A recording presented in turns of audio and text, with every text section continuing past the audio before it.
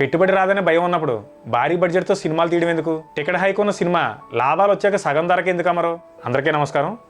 సూటిగా కొన్ని ప్రశ్నలు. అసలు ఎంత బడ్జెట్ దాటిన చిత్రాలకు టికెట్ హైక్ ఇస్తారు? ఆ బడ్జెట్ లెక్కలను ఆ సినిమా నిర్మాతలు ప్రభుత్వానికి వెల్లడిస్తున్నారా?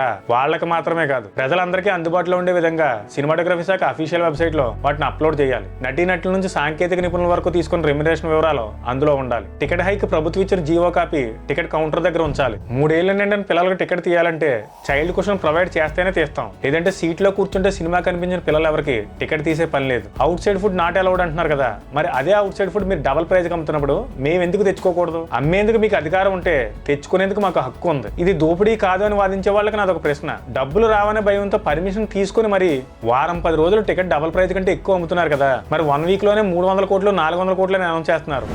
లాభాలు వచ్చాక ఎందుకని హాఫ్ ప్రైజ్కి అమ్మరు? అంటే మీ నష్టాల్లో ప్రజలు చేయందించాలి, మీ లాభాల్లో ప్రజలకు ఏమి ఎవరు? దీన్నే దోపిడీ అంటారు. చివరిగా అభిమానులు, ఒక సినిమా విడుదలవుతుందంటే చాలు రికార్డులు కలెక్షన్లు అంటే ఒకటే హడావిడి. మీకు తెలియదు ఏంటంటే ప్రతి హీరోకి ప్రతి ప్రొడక్షన్ హౌస్ కి PR టీం ఉంటుంది. ఫ్యాన్ వార్లు క్రియేట్ చేసేది వీళ్లే. మీరు అభిమానించే హీరోలు ఎప్పుడైనా కొట్టుకోరని చూసారా?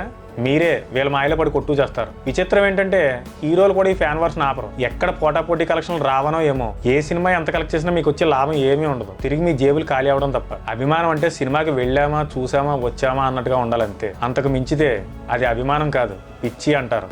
దానివల్ల మీకే నష్టం. ఇంత చెప్పినా మేము ఇలాగే ఉంటాం, టికెట్ రేట్లు పెంచాల్సిందే అని సమర్థించే వాళ్ళందరికీ కామెంట్ బాక్స్ ఓపెన్గా ఉంది. 2 కుమ్మేసుకుందాం. జై హింద్.